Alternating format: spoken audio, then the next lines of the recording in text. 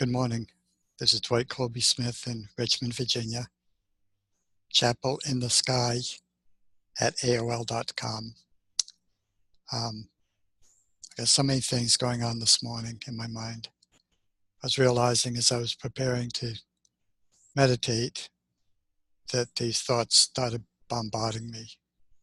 The first one was, I want to be a myth buster, a God myth buster. There are many of us around the world doing it in different ways. I use Jesus as my way because he's my model. So I was thinking about that. I was thinking about Jesus was a myth buster.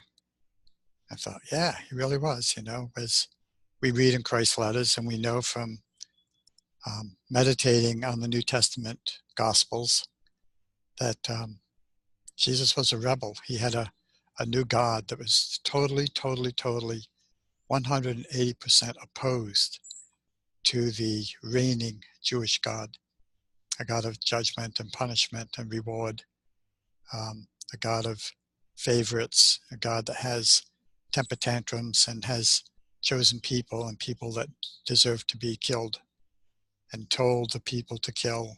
And Jesus said, no, there's a different God, but that's not the course I want to go on to. So this is it. I want to put some things out there and then go into meditation, see which one really manifests, because I think they'll all tie together, but it's like each one becomes a download. I was thinking each one nurtures and nourishes my being. I ask for my daily bread, I seek my daily bread, and I'm always rewarded with my daily bread because I've chosen to take that time, as I encourage you to take the time. If you're not meditating, meditate and listen.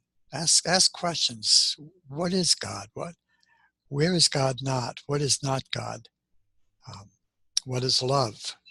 How do I learn to love this that I hate, this that I know is against humanity and against nature? How do I learn to love this? And that's why I keep going to Jesus, because Jesus answers all these questions for me. I got mad at him one time and told him that he hadn't given me the tools that I need to live life right now. Jesus said in the most loving, gentle way, but Dwight, I did. Love is all you need. So, and my first divorce was very, very painful for me. In the mid-70s, there was a saying that came out, this is the day of the hippie generation and the flower children and drugs and free love and all that, which I was not a participant of at all. I was very conservative. And anyway, but the saying was, if you love something, set it free. If it comes back, it is yours. If it doesn't, it never was. And so in this woman that I love so much, that I was hating for the pain that she was causing in me, I had to ask myself, if I love her, how can I set her free? Love is freedom. Love is not binding. Love is without judgment, without expectation. Love is the allness of God in the one word. God is love. God is love. Love is God. Equality. So my journey through life has been, I have to learn what love is. So when I see the atrocities in the news, I know, okay, Jesus, show me how to love this. Well, Jesus can't show me, but the Father of Jesus, the Father of me, can show me how to include this into our world. We're not a creator of it. We don't create that stuff in the world. In my world, there's no homeless, there's no starving, there's no wars. This is all other people's creation. In my world, everyone is supported by this divine, infinite intelligence that's loving to all of its creation and supportive of all of its creation. Again, this is not where I was planning to go.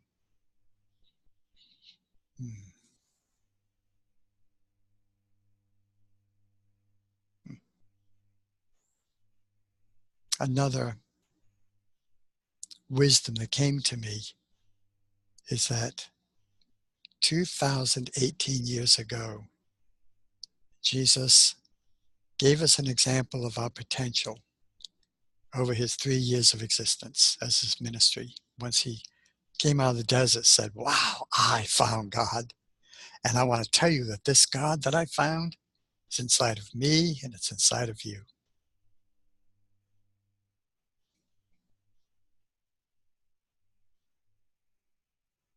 And if you but seek this God, you'll find everything you need. You'll get all your support. You'll be healed. You won't have disease in the first place. But you first have to seek and find this God, this Father, this creator of you. And then I thought, at that time, 2018 years ago, the world was thought to be flat. I mean, today we think, boy, is that silly. How could they ever think that? But back then, how could they ever think that it was round? You know, where they looked, it ended. It ended at the horizon. They didn't know what's on the other side of the horizon. They had no telescopes. They had no visions that we've had. They had no communication across the oceans, the vast oceans that went horizon to horizon. So obviously the world appeared flat, very logical, very physical. Didn't change the fact that it's round. And then 1,492 years after that, only 512 years ago, it was discovered to be round. It was still thought to be the center of the universe. And then years, decades, perhaps centuries following that, it was found the world was not all alone. There's a part of a family of planets that revolved around a sun. Wow, how different from a world flat to a solar system. And it was found that the solar system is not the center of the universe, for it's a small part of a huge organism called galaxy. Wow, do you see how our awareness is expanded and expanded and expanded? And yet there's this book called the Holy Bible that still keeps it confined to a God of judgment, a God of control, a God that we're to fear and be afraid of, a God that punishes, a God that rewards the good. I mean, how just is that? That's not justice. Justice is fairness to all involved. So I don't want to go back to that, because this is the myth I want to bust. This is the myth I want to totally show us that we have just been misinformed. Nothing wrong, Humanity has always believed in mythical gods. The Greeks had them, the Romans had them, the Scandinavians had them, the Egyptians had them, always having God as form, as body, with certain abilities and certain powers. And then the Jews came along and said, those are all myths. There's only one God, there's only one creator of everything that is. But the limitation was they put that God into a body. And so we've been given this body of God all the way through. This God that's, I don't know if I can say the word right, I think it's amorphous, which means very human. It thinks human, it has emotions of human, it acts like human. And when we look at the God that we've been handed, that's exactly what it is. A God that has favorites. A God that says this is good and this is bad, instead of a God in nature that says, so good. God looked back on his creation and said, it's good and very good. There were no exclusions in that statement. And those people back then were writing a book based on concepts of a flat world. How could they conceive of a God everywhere present when they couldn't know what everywhere present meant? They were guided in what to write, but they were still limited by their own concepts. That's not a bad thing. The bad thing is that we're told to believe this book more than we're to experience God itself within us. So Jesus came to bust that myth. To say, no, God is not a God of punishment. God is not a God of right and wrong. God is not a God that says the rain falls on the good, but it doesn't fall on the unjust. Or the sun to shine on the good and not the evil. No, Jesus said God is everywhere for everyone, everything, because God is everyone and everything. Wow. Now that's a big myth buster if you can grasp that.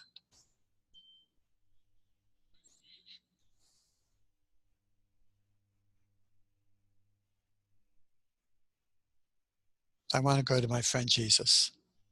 My brother right now is having a tough time of accepting even the word Jesus because it took his joy away from him because he went into a cultish Christian society that convinced him of what a horrible, horrible person he was because he smoked pot. And Doug took all this guilt and all this shame and blame from his childhood and felt that Jesus was constantly condemning him for in the past smoking pot.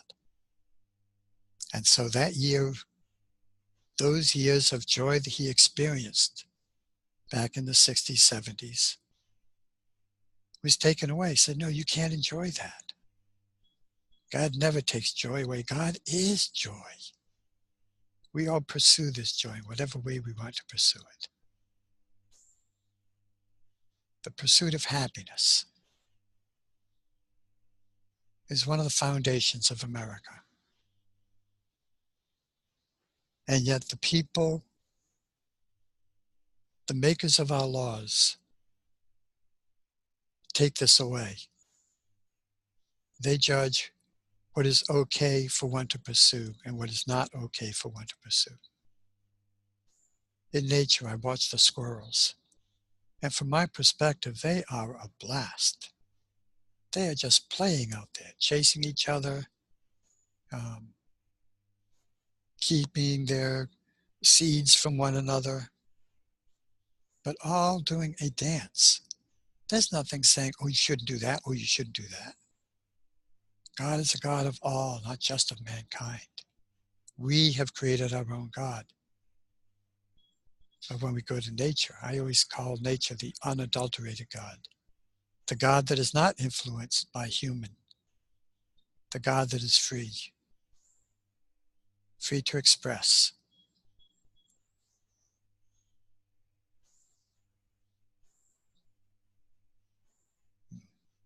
Another of my downloads just came to me, and I tried grasping it, it slipped away.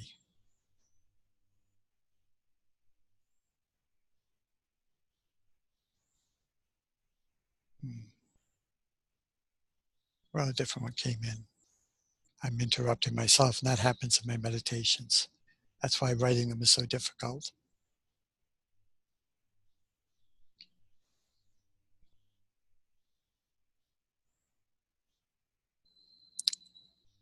So I use Jesus as my model. I use Jesus as the potential within, around, through, and as each one of us. The potential of an acorn is an oak tree. The potential of an apple seed is apples on a tree. The potential of humanity is to be at peace and harmony with one another, living in an environment, making it safe for everyone as it has been made safe for me. This is the world that I and so many around it are creating. We're realizing that each one of us are responsible for world peace. Each one of us is responsible for harmony and joy and love, as exemplified by Jesus. Jesus came as a myth buster, and so he was to many. But the church has maintained the myth of a punishing God, of a judgmental God, and making each individual believing that self-righteous in their belief, that they are right and everyone is wrong. Their book supports their belief. My God supports my belief. The Father that Jesus showed me within him is within me, is within you, is within everyone and everything on the entire planet. In fact, in the entire universe. One of my imaginings in meditation to eliminate Descartes, a well-known philosopher and I think mathematician. Yeah, I don't know what order, but he had the thing where he eliminated everything in the room where he was sitting, saying that it wasn't real. So the fireplace is not real because it's temporary. The walls are not real because it's temporary. And then the only thing he could not do is he could even imagine his body not real, but because he was still thinking, he knew that that awareness was reality. And so one of the ways of my meditation is I eliminate everything from the earth. I eliminate everything in the universe, so it's just me in space.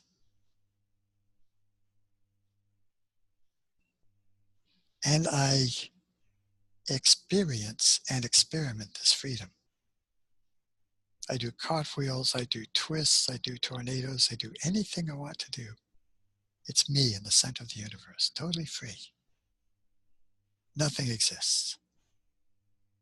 And then I even, as Descartes did, I eliminate my body and say, I am.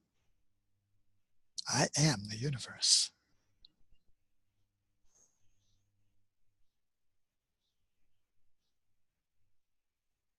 I've erased all the stars, all the planets, everything. There's nothing.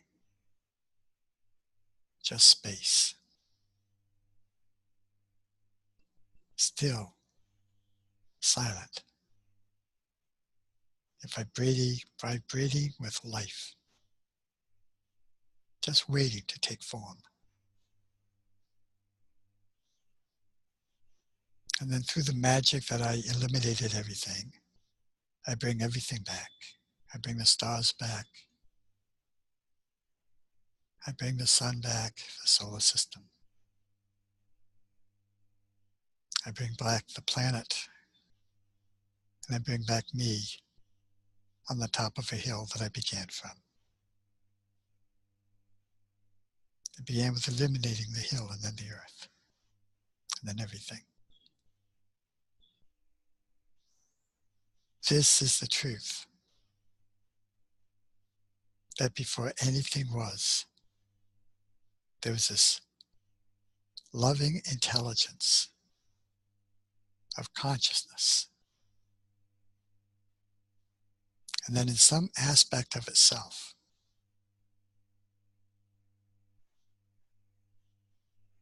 consciousness comes into form, changes the vibrational energies of that contained within it for the purpose that it's come into consciousness. It may be to become a human being. And before it can be that, it must create a galaxy or an earth that's going to support this human being. This earth needs all these other things. It needs the sun. It needs the moon. It needs water. It needs minerals. It needs vegetation. It needs everything on it to support this life form in physical. And so for the earth to exist, it has to create a solar system. It has to create the sun. And the solar system, for it to exist, must create this galaxy to support it. How it works, I don't know. I don't have to know. I just have to know there's a creative intelligence everywhere present, manifesting itself at all times, supporting itself in all ways as it supports its environment. It is the yin and the yang. It is the allness within the individual and the individual within the allness.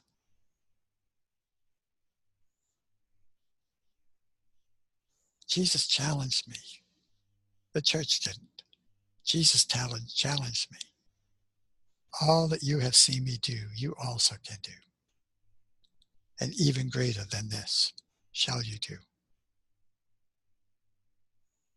So I'm learning how to do all that he did through love, through knowingness, awareness, understanding, trusting, calling upon the Father to do its works through me, speak its words through me, teach its lessons through me. This is why I come, because I think it's selfish of me to take these wisdoms, these myth busters, and keep them to myself when I want to free the world. So the greater that I can do than Jesus did is to nurture and nourish the Father within you and awaken it if it's not awake yet. If it's believing in a book, if it's believing in the Bible, I urge you, for any holy book, take it to spirit and listen to the spirit of you has to say, not the people. They've been misinformed. They've ascended from other people who believe the same thing, and they support each other in that unbelief, just as the people who believed the world was flat. They supported it.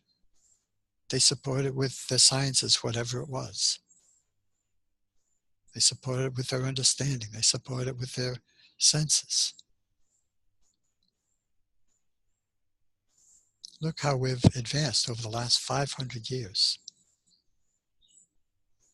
Look how we've advanced in the last, take back 10 years, what we have now, 20 years, 30 years. I'm 77. I remember when television was first introduced. I remember when Dick Tracy had these little monitors on his wrist they could talk to and see. All these science fiction things have been real. Now think of taking these back 2018 years ago. These people would say that's ridiculous, that's impossible. They'd crucify you for that stupidity. How can you even believe that? The world is round. That defies everything we believe. But Jesus came to say, the God you believe is not real. That's not God. God is for all. God is all.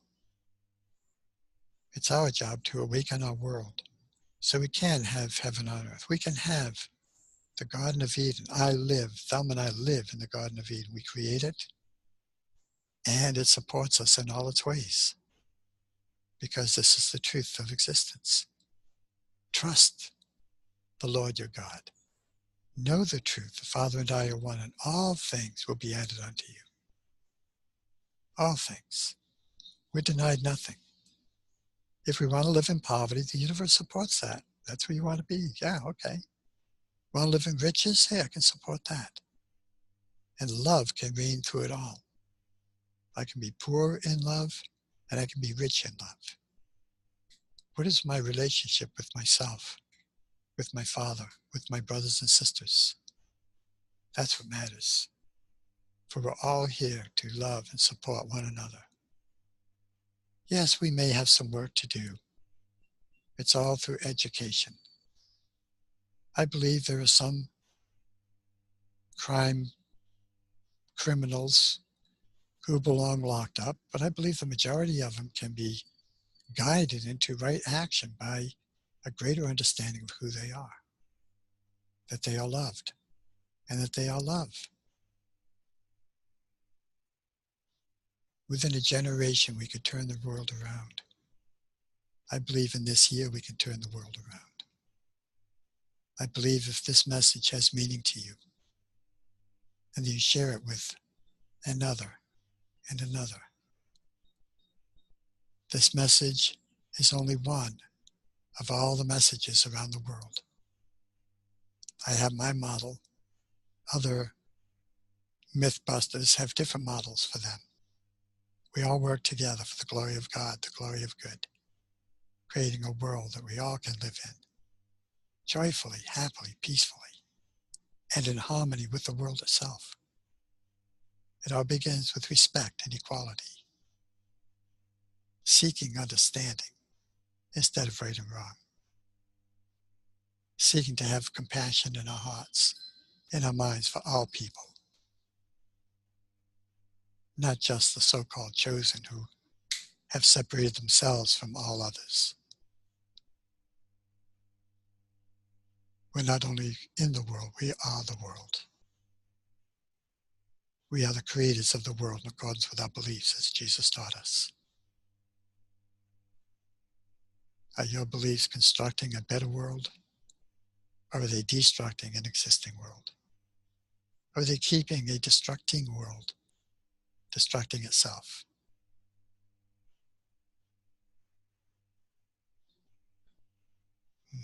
Thank you for this time. It's been a joy for me, and I really hope that it means something to you as well, and that it uplifts your day, maybe your life. And if you want to get in touch with me, which I would really appreciate, it's chapelinthesky@aol.com. And we can set up a Zoom conference if you want. I will give you my phone number. We can talk by voice, because texting or interacting with emails leaves out an awful lot of communication. If I have challenged you, I'm grateful for that. I ask you to talk to me. I'm open to your ideas, and I ask you to be open to mine. My way is right for me. Makes me happy, peaceful, joyful, and creating a beautiful world. And if you want to see my YouTubes, the channel itself, I think that's what's called, the channel is chapel-in-the-sky. The hyphens are necessary. So if you put that in, you will see all the YouTubes that exist now, and more to come. I want you to visualize with me world peace by December 31st, 2018. This is my passion. This is my goal. I believe it's achievable, and all it takes is for you to believe it too. I thank you. I salute you. Namaste. Enjoy the rest of this day, the rest of this week, the rest of this month, the rest of this year and beyond. Many blessings.